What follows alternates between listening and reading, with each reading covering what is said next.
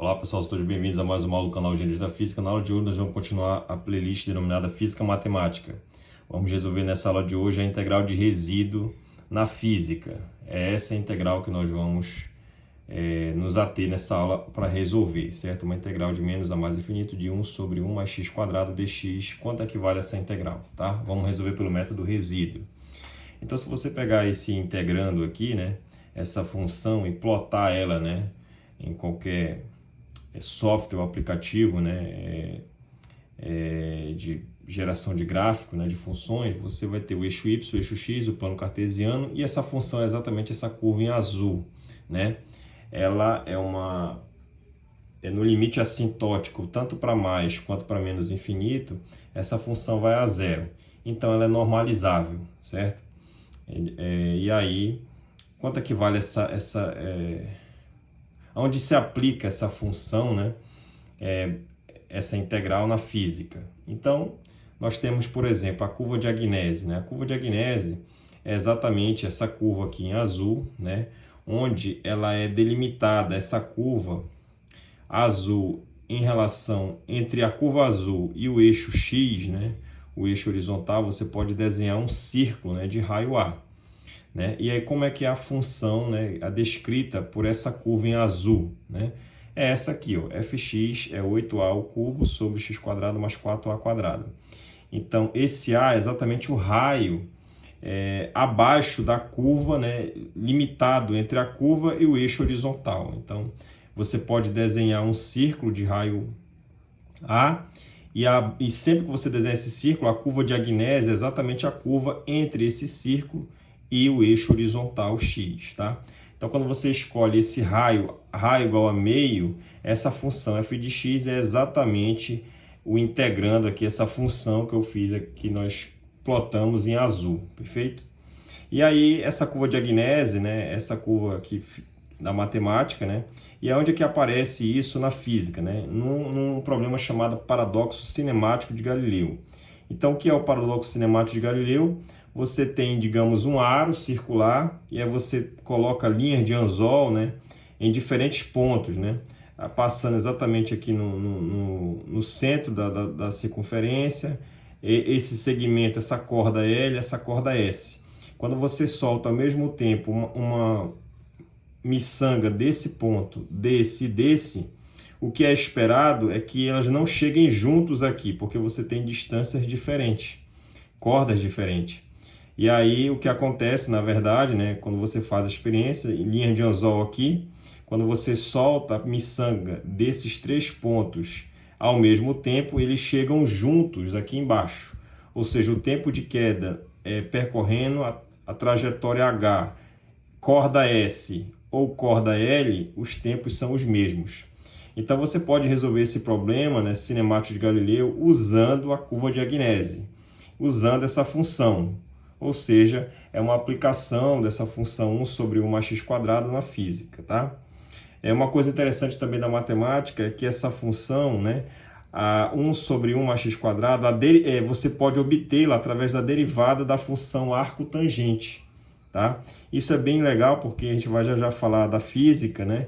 E principalmente da parte de circuitos, né, e oscilações forçadas e amortecidas, você tem representações de ressonância, desculpa, através dessa função arco-tangente de x, né, ou tangente a menos 1, tá? Outra situação bem curiosa, né, é que você também pode, né, nós conhecemos da física a chamada distribuição gaussiana, né? Aparece na estatística, aparece na mecânica quântica, mas você também pode ter a chamada distribuição de Cauchy, né? Que é uma distribuição, quando eu digo distribuição, é uma densidade, é uma probabilidade, né? Já que ela é normalizável aqui, né? Ela é de quadrado, ela no menos e no mais infinito ela vai a zero, né? Ela pode ser também definida, né, como uma distribuição de probabilidade, que é chamada distribuição de probabilidade de Cauchy ou distribuição lorentziana, né? Devido a Lorentz, tá? E você pode escrever essa função de distribuição de Cauchy dessa forma aqui, ó. Um f de x, um f que depende de x, x0 e gama. 1 sobre π, gama sobre gama quadrado mais x menos x0 ao quadrado. Então, se você escolher, né, gama aqui, né, se você escolher gama igual a 1, você vai ter esse termo aqui do numerador, ó, gama igual a 1 aqui, e quando você escolhe x0 igual a 0, você vai ter x quadrado. E aí, a menos desse fator π, você vai ter que a distribuição de Cauchy para essas condições, gama igual a 1 e x0 igual a 0, vai dar exatamente essa função que está aqui no integrando da integral de resíduo que nós vamos nos propor a resolver, perfeito? E aonde que essa distribuição de Cauchy, né, ou lorentziana, é aplicável na física, né? Então, vamos lá. Então, você pode ter a aplicação dessa função, né, de distribuição na física, na chamada no cálculo de seção de choque do espalhamento nuclear. Então, quando você vai calcular a seção de choque desse espalhamento, né, nuclear, né, você encontra uma seção de choque que é dada por essa expressão, né, sigma de E igual a 1 sobre 2π gama dividido por E menos E0 ao quadrado mais gama sobre 2 ao quadrado, onde esse E0 é o centro de ressonância, né, na situação analisada, né, no espalhamento nuclear, e esse tau, né, que é a largura da ressonância, ele está relacionado como um inverso de gama. Então, esse gama está relacionado com o tau, e o tau é a largura da ressonância, e E0 é o centro de ressonância. Então, essa seção de choque aqui, quando você vai tentar descobrir, né, algo relacionado à tua amostra, né, no nível molecular, né, você pode usar a ressonância para isso. Então, no espalhamento você obtém essa expressão, e essa expressão, se você comparar, né, é exatamente a distribuição lorentziana, né, ou distribuição de Cauchy, né, e ela é um caso, você pode obter um caso particular para gama igual a 1 e x0 igual a 0 da nossa integral que nós estamos tentando resolver, né? Vamos já resolver, estamos só usando as aplicações na física. No chamado circuito elétrico, né, ressonante, o chamado circuito RLC, né, um resistor, um indutor e um capacitor, você tem esse circuito aqui, e aí você tem um capacitor, um indutor e um resistor, e você aplica uma fonte, uma tensão externa a ele. E aí, quando você aplica essa tensão externa, o que vai acontecer? Tá? Você aplica uma tensão externa, vai gerar uma corrente. E aí, você pode, né, obter um resultado bastante interessante aqui, né, quando você estuda o chamado circuito RLC, né, que é um circuito, quando é que acontece a sua ressonância, né? Então, algo bem curioso, né, é que você pode mostrar, utilizando aí a própria física, né, você encontra que a corrente máxima ela é dada por tensão DDP máxima sobre a raiz quadrada de R quadrado, né, o resistor, né, mais a resistência ao quadrado, mais ômega L menos 1 sobre ômega C elevado ao quadrado, né, a reatância indutiva e a reatância capacitiva. E onde esse I máximo, né, ele é obtido como sendo o valor, né, de V máximo sobre R, né, vale a lei de Ohm, e esse ômega, né, quanto equivale esse ômega de ressonância, né? Ômega ao quadrado é exatamente 1 sobre L vezes C, né? A sua indutância vezes a sua capacitância. Então, quando você plota o gráfico dessa corrente em função da frequência ômega, você vai obter essa curva aqui, ó. Então, essa curva em azul, ela é um tipo, né, específico, né, desse integrando aqui do nosso cálculo do resíduo. Então, está aqui a função, né? Ela apresenta, veja, esse ômega, né, que é a frequência. Você pode o gráfico corrente vezes a frequência ômega, você vai obter essa curva. E aí, quando o ômega for o próprio ômega de ressonância, né, o que vai acontecer? Você vai atingir o máximo de amplitude na corrente, eu chamo de máximo, e o máximo vai obedecer esse resultado. E exatamente aqui no I máximo, você vai obter a lei de Ohm, né? V igual a I vezes R, né? Você também pode relacionar esse máximo com a altura, que é exatamente a metade, e essa altura, que é a metade desse valor, você pode relacionar com a largura desse pico, tá? Então, é extremamente possível fazer isso através dessa integral aqui que nós vamos tentar resolver. Algo bem interessante aqui desse circuito RLC ressonante é que quando esse ômega aqui, olha, quando esse ômega for a zero, esse termo some, né? E aqui ômega a zero, esse termo diverge. e aí nós chamamos, quando esse ômega tende a zero, a reatância do capacitor aqui domina, né? Então, por que que domina? Porque esse C ele equivale a um circuito do tipo aberto. E aí o meu I máximo, né, a minha corrente máxima, ela vai tender a exatamente ômega C vezes Vm, que é a tensão máxima. Ômega C é a reatância do capacitor. Por outro lado, quando esse ômega tende a infinito, esse termo vai a zero, esse cara aqui, né, vai divergir, e aí ele que vai contribuir para a tua análise. Então, quando esse ômega tende a infinito, a reatância do indutor domina. E por que que ele domina, né? Porque esse L ele vai se opor à variação muito rápida do teu circuito, tá? E aí você vai obter exatamente que o I máximo vai ser a Vm sobre ômega L, né? E por fim, né? Quando você tem o ômega, quando o ômega for exatamente o ômega de ressonância, aqui que é o caso, né? Você vai ter que esse máximo, quando o ômega for igual à frequência de ressonância, vai ser a tensão máxima sobre R. Então, no lugar da minha impedância, a minha impedância se transforma na resistência. E a reatância se anula, né? A reatância, tanto capacitiva quanto indutiva, é anulada. E aí você vai ter a lei de Ohm, perfeito? Então, isso pode ser descrito e pode ser mais explorado através dessa função aqui, 1 sobre 1 mais x², que aparece dentro do circuito elétrico RLC ressonante. Algo análogo, né, às chamadas oscilações amortecidas e forçadas. Então, quando você plota um gráfico da amplitude ao quadrado, né, que depende da frequência, em relação à frequência, olha só que interessante, a gente sabe que nas oscilações forçadas e amortecidas, a equação diferencial é essa, né?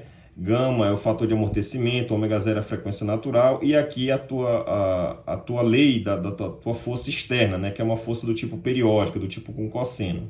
E aí, quando você resolve isso aqui e vai analisar o caso de ressonância, você vai obter que A quadrado é exatamente esse termo ao quadrado, 1 sobre ômega menos ômega zero ao quadrado, mais gama ao quadrado sobre 4. Então, está aqui a função do tipo 1 sobre um resultado ao quadrado mais um outro ao quadrado, que é semelhante à nossa integral, que é semelhante à nossa distribuição de Cauchy ou Lorentziana, que é dada por essa expressão em vermelho. Perfeito? Então, você pode plotar essa função ao quadrado em relação a ômega, em relação a esse ômega que aparece aqui, ó. E aí, quando você plota, o que é interessante é que você pode obter um A máximo ao quadrado exatamente quando o ômega for igual a ômega zero. E ômega zero é a nossa frequência de ressonância. Então, quando o ômega for igual a ômega zero, aqui, ó, quando o ômega for igual a ômega zero, você vai ter, anular esse termo, você vai ter 1 sobre zero, é uma divergência. Então, aqui vai ser a amplitude nossa ao quadrado, vai ser máxima. E aí, essa amplitude, ela está relacionada com outro valor, que qual é? A largura desse pico, né, ele está relacionado com a metade dessa amplitude sobre 2. Ó. Então, a amplitude ao quadrado sobre 2, que é o ponto aqui, metade dessa distância, essa distância aqui é o A ômega máximo. A metade dela é esse valor sobre 2. Então, esse valor que é a metade está relacionado exatamente com uma distância equidistante de ômega, onde essa largura é o próprio gama, que aparece aqui, ó, o coeficiente de amortecimento, tá? Que é daqui, ó. Perfeito? Então, essa largura aqui do nosso pico, né? Ele é exatamente o ômega zero menos gama sobre 2, esse ponto, e esse ponto é ômega zero mais gama sobre 2. A diferença aqui, essa largura do pico é gama, tá? E ele está relacionado com a metade dessa amplitude ao quadrado, né? Beleza? Então, está aqui uma outra aplicação, né, dessa função que nós estamos tentando ver. Vamos já resolver ela usando um método resíduo, tá? A fase também quando você resolve essa equação, uma equação diferencial, encontra a solução, você vai ter uma solução para uma fase, essa fase é um arco tangente desse resultado. Então, de novo, aparece a função arco tangente aqui, ó, dentro das oscilações forçadas e amortecidas. Perfeito? Continuando, né? também, né, surge, né, nesse contexto dessa função, né, na espectroscopia,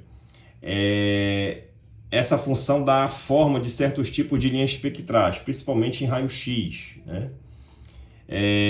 As ondas solitárias ou sólitons em águas profundas, né, no mar e tal, podem assumir essa forma também, dessa forma aqui, dessa curva, né, que eu desenhei aqui, né, em azul, tá?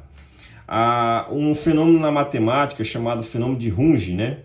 Ele também aparece quando você vai analisar uma função do tipo 1 sobre 1 mais 25x ao quadrado. Essa função, note que ela é um caso muito particular, ela é um caso que você pode obter, né? Se você redefinir esse x aqui, você pode obter exatamente essa função 1 sobre 1 mais x quadrado. Então, se você pegar essa função e fizer uma análise numérica de por interpolação polinomial, então essa curva aqui, essa função 1 sobre 1 mais 25x ao quadrado, essa curva em azul aqui, ó, tá? E aí, quando você, o que é interpolação, o que é análise numérica por interpolação polinomial? Você vai escrever essa função como como se fosse uma expansão de polinômios, tipo Taylor, por exemplo, né? Uma expansão de Taylor. E aí, quando você faz essa expansão por polinômio, qual é a ideia? A ideia é que quanto mais termos no polinômio você acrescentar nessa expansão, né, nessa análise numérica, mais a tua expansão polinomial se aproxima da função. Então, traduzindo essa fala na tua função em azul, então a função azul está aqui, quando você faz uma expansão por interpolação polinomial, né, que é uma análise numérica, quando você plota esse resultado para até quinta ordem de expansão do teu polinômio, você vai obter essa curva em preto aqui, ó, tracejada em preto. Quando você vai até nona ordem, você vai ter a curva em vermelho. Então, o que você nota? Você pode notar que essa análise está sendo feita de menos 1 a 1, né, equidistante da origem. Então, quando você faz essa análise, quanto mais termos você vai acrescentando, né, na tua interpolação polinomial para escrever uma expansão de polinômios, tentando igualar com essa função, né, o que acontece? O pico central, você está vendo que está se aproximando, né? Então, você tinha a curva aqui em preto, depois de vermelho. Percebe que quanto mais termos você coloca na série, né, fazendo a análise numérica por interpolação polinomial, centralmente falando, a curva, a expansão está se aproximando da função no centro. Mas nas bordas, ela está tendo um comportamento oscilatório, cada vez maior. Isso é o chamado fenômeno de Runge, que acontece muito, analogamente falando, né, é chamado fenômeno de Gibbs. E esse fenômeno de Gibbs é exatamente quando você tem uma onda quadrada e você vai fazer uma expansão tipo a la série de Fourier. E aí exatamente isso vai acontecer, né? Quando você vai fazer uma expansão de uma onda, por exemplo, quadrada, usando série de Fourier, você percebe que no centro a função tem um bom comportamento, mas nas extremidades ela oscila muito. E aí isso é exatamente análogo ao fenômeno de Runge, que é conhecido como fenômeno de Gibbs, que acontece na onda quadrada, na série de Fourier, que também é chamado de overshot, tá? Então isso é bem interessante, né, de se notar, né? Perceba aqui o formato da curva em azul com a análise que nós estamos fazendo aqui dessa função que vamos já integrar. Quando Cauchy, né, estudou a sua função, né, de distribuição, né, de probabilidade, conhecido como função lorentziana, então ele também fez uma análise, né, fazendo alusão à nossa delta, conhecida hoje como a delta de Dirac, né? Então a delta de Dirac é definida como sendo o limite quando alfa tende a 0 de 1 sobre π, alfa dividido por alfa quadrado mais t quadrado. Então também é útil, né, entender o cálculo dessas integrais do tipo 1 sobre 1 mais t quadrado, né, por certos valores de alfa, dessa função aqui nós queremos determinar, né? Então isso aqui é a definição da delta de Dirac, e aí isso é muito aplicável, né, quando você utiliza as transformadas de Fourier, por exemplo, tá? Na mecânica quântica, né, para encerrar na mecânica quântica, nós sabemos que o poço de potencial quadrado finito, você tem uma partícula lá dentro e as paredes, né, o potencial ele tende para o infinito aqui, as paredes de menos A sobre 2 a A sobre 2, a largura da nossa caixa, né, do nosso poço é A. e aí a partícula está confinada nessa região, né?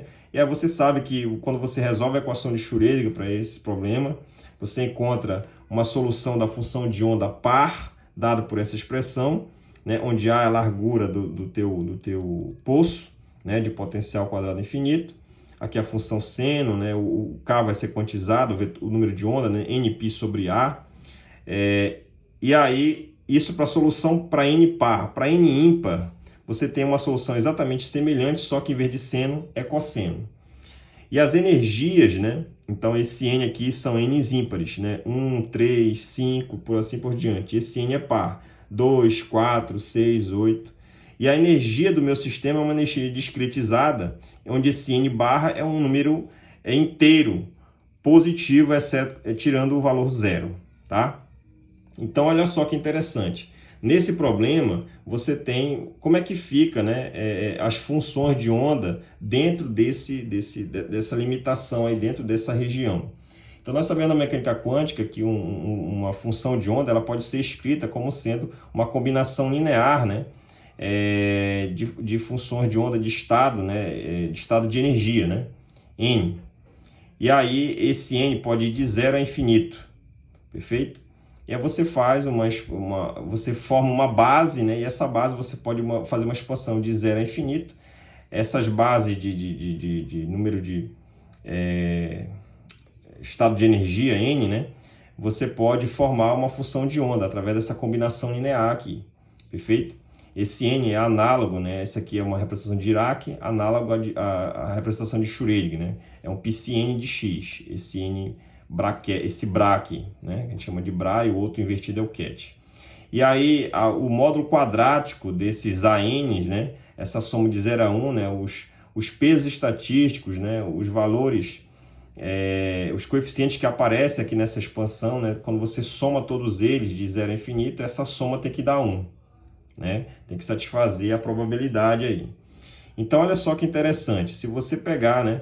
Essa função de onda do nosso poço de potencial quadrado infinito aqui, ó.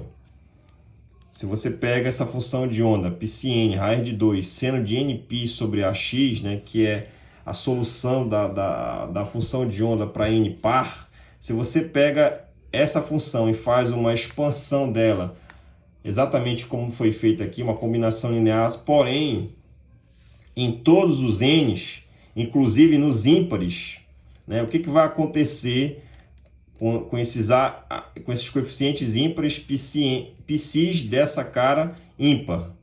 Você vai perceber que essa expansão ela não vai ser normalizável, né? Então, isso é um aviso, né? Quando você pega uma função de onda que vale, por exemplo, para n par, nesse caso, e você faz uma expansão, né? Infinita no teu espaço de Hilbert, passando por n's ímpares, o que você vai notar é que essa função não vai ser normalizável, né? Ela não vai tender a 1. Então, traduzindo essa matemática descrita aqui, você tem esse gráfico. Você botar a função de onda confinada de 0 a 1 e fazendo análise exatamente no centro, então você vai ver o seguinte, quando esse eixo aqui é x sobre a, e aqui é o eixo da função de onda. Então, quando você pega, por exemplo, escolhe para n igual a 1. N igual a 1, você vai ter esse formato aqui, ó. N igual a 1, você vai ter a função cosseno, está aqui a curva em azul. Para n igual a 3, você vai ter essa curva aqui, ó. Perceba que a curva ela vai tender a normalizar ela igual a 1, olha. Exatamente fazer com que essa expansão, quando você vai inserindo cada vez mais termos, o comportamento de πcn vai ter que se aproximar dessa curva constante aqui, igual a 1. Então, você vai percebendo que esse pico vai diminuindo no centro, mas nas extremidades ele está começando a oscilar. Para n igual a 50, então ele estabiliza no centro e começa nas extremidades, olha, começa a oscilar muito, próximo das extremidades, em torno de 1 e 0 aqui, ó. Então, esse fenômeno é exatamente parecido com o fenômeno de Gibbs, que eu acabei de falar aqui, quando você faz a interpolação polinomial, análise numérica, né, de uma dada função. Nesse caso aqui, a nossa função de onda. Perfeito? Então, esses são os casos em que, que se aplicam a função 1 sobre 1 mais x quadrado na física. Então, bora resolver essa integral por resíduo. Então, se você vai resolver por resíduo, o que você precisa saber? Essa integral que eu quero saber, tá? Então, primeira análise, o polo dela é simples. O polo simples significa dizer que ela está elevado à potência 1. Então, m igual a 1. Se eu quero achar o polo, eu pego o denominador igual a 0. E aí, quando você iguala a 0, esse cara vai para o outro lado menos 1. Raiz quadrada de número negativo vai dar mais ou menos i. I é o número imaginário. Então, o nosso polo dessa função aqui é mais ou menos i. Beleza? E aí, para fechar essa análise, vamos calcular essa integral de resíduo aí, tá? Pelo método resíduo. Então, tá aqui o eixo, o plano complexo, o eixo real, o eixo imaginário de Z. E aí você encontra os polos, mais i, e menos i. Então, esse polo mais e menos i está exatamente sobre o eixo imaginário. E aí, quando você faz essa análise, veja, para você resolver por integral de resíduo, você tem que fazer uma integral desse jeito aqui, ó. A integral de resíduo, né? F de z dz, no contorno C que você vai escolher, ela é igual a 0 se dentro desse contorno não há polo, não há singularidade, isso pelo teorema de Cauchy. E se há polos ou singularidade dentro desse contorno escolhido, esse resultado vai ser igual a mais ou menos 2πi, e é o número imaginário, limite, quando z tende ao z0 é o polo que você calculou, 1 sobre m menos 1 fatorial, derivada enésima menos 1, de z menos z0 elevado a m, m é a ordem do polo, nesse caso o nosso m igual a 1, f de z é a função que está dentro do integrando aqui, ó, que tem que ser analítica, satisfazer as condições de Cauchy-Riemann. E aí você tem que calcular essa integral, de alguma forma relacionar ela com o teu problema, que é a integral real do tipo 1 sobre 1 mais x quadrado dx, de menos a mais infinito. Quanto é que ela vale? Então, você precisa fazer o que nós chamamos, na física matemática, de extensão analítica. E o que é a extensão analítica? Então, você vai tentar reescrever essa integral em termos da integral de Cauchy, tá? Então, o que você vai fazer? Então, nós sabemos que a integral fechada num dado contorno, por exemplo, se eu escolher o contorno de cima, em azul, né? Essa integral fechada nesse contorno azul aqui fechado, ela vai ser, só trocar aqui, ó, a variável x por z, dz sobre 1 mais x quadrado, então fica 1 mais z quadrado. Você está trocando a variável x por z. Ela tem que ser igual a uma integral. Então, a integral fechada aqui no plano complexo, ela vai ser igual a uma integral no contorno C', daqui para cá, contorno C', uma integral ainda no plano complexo, né? Que está nesse quadrante ainda no plano complexo, então tem dz aqui, 1 mais z quadrado, só que essa integral, em vez de ser fechada, que é o contorno todo de azul, é uma integral aberta, porque ela vai somente daqui para cá, perfeito? E aí, o que acontece, né? Essa integral, ela é uma integral aberta, então a integral fechada aqui, ela vai ser a integral aberta dessa extremidade até essa aqui, no contorno C', mais uma integral no eixo real de menos r a r. Agora sim aparece uma integral real, ou seja, somente na variável x. X é real e z é complexo. Então a integral fechada toda de azul vai ser a integral aberta no eixo, no plano complexo, sobre uma integral de menos r a r, passando pela origem, aqui uma integral também aberta, somente, puramente no eixo real.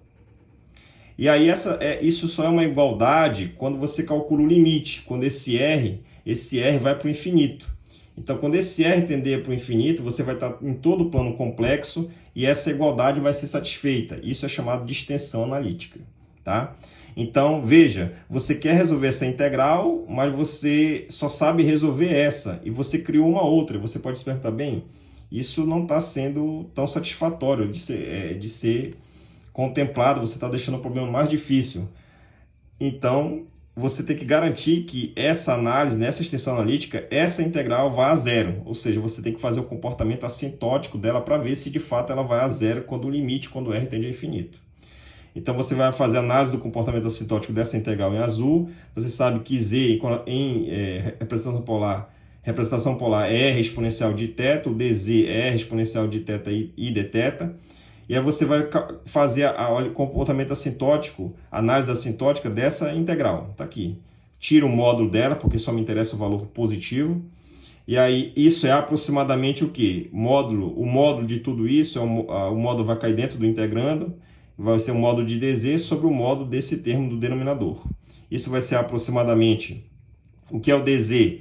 É proporcionalmente a R, né? DZ aqui é proporcionalmente a R de θ. Essa exponencial de θ é um termo oscilatório, que é cosseno de θ mais I seno de θ, pela decomposição de óleo. Ou seja, esse termo aqui ele é oscilatório, ele é limitado de -1 a +1, né? E aí, puramente a dependência em Z é puramente R de θ. E o R é importante porque eu vou fazer análise quando o R tende a infinito. Tá? Não mora R nenhum aqui. Então vai ficar, esse dz é proporcionalmente R de θ, e aqui fica 1 mais z quadrado, depende de R. Então fica R quadrado, e esse exponencial de novo ao quadrado é uma função oscilatória de cosseno mais I seno, uma decomposição. E aí quando você fatora R quadrado aqui do denominador, corta um R com R quadrado embaixo, fica 1 sobre R, 1 mais 1 sobre R quadrado mais 1. E aí no limite, quando esse R tender a infinito, esse termo vai a zero, 1 sobre R vai a zero. Ou seja, você garante no comportamento assintótico que essa integral aqui em azul, no limite quando R tender a infinito, essa integral ela vai a zero. Porque ela cai com 1 sobre R aqui, ó. Esse termo vai a zero, no limite quando R tender a infinito, esse termo vai a zero, fica 1 aqui, mas como 1 sobre R você vai analisar também, quando for para o infinito, esse cara vai a zero. Tá? Então, nesse limite, essa integral se anula, então a integral de Cauchy, né, aqui, para aplicar o teorema do resíduo, é exatamente equivalente à integral real, e esses limites vão de menos a mais infinito, como nesse limite aqui. Ó. Ou seja, essa integral aqui, real, ela vai ser exatamente igual à integral de resíduo, que você vai aplicar essa técnica aqui para resolver. Beleza?